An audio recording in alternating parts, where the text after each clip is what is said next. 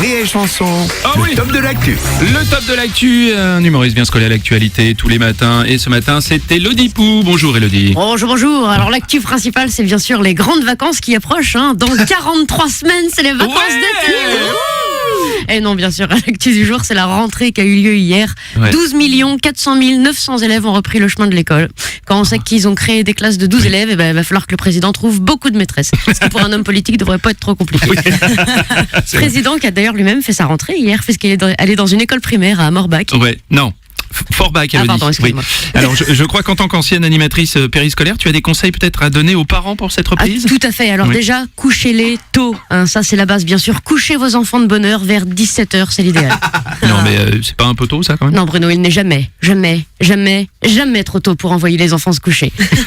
Comme le disait ma grand-mère, un peu de Temesta dans la compote de goûter, une dosette de Doliprane dans la briquette de jus, et l'enfant passera une bonne nuit de 14h pour être en forme le lendemain matin. Et pour les enfants qui ont des troubles du sommeil ou qui font pipi au lit par exemple? Alors là, pour les énurésies nocturnes, faites dormir l'enfant dans une couverture électrique. Et oui, Jamy, grâce à ce système, il fera pipi une fois, mais pas deux. C'est ça.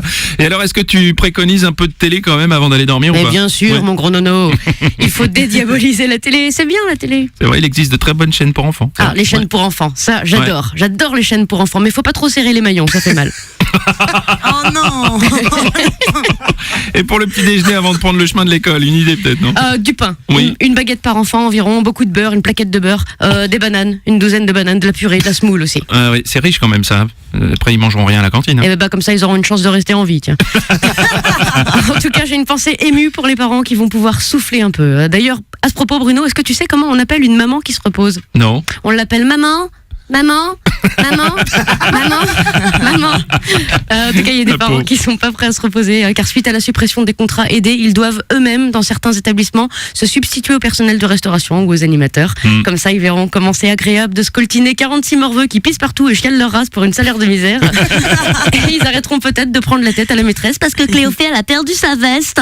Ou parce que Jean Barnabé était bousculé dans le couloir. Gna, gna, gna. Excusez-moi, j'ai des séquelles. En tout cas, bonne reprise à tous les auditeurs de Rire et Chanson. Moi, je vais me changer parce que j'ai une tache de dentifrice sur ma robe. On dirait une stagiaire à la Maison Blanche. Rire et Chanson.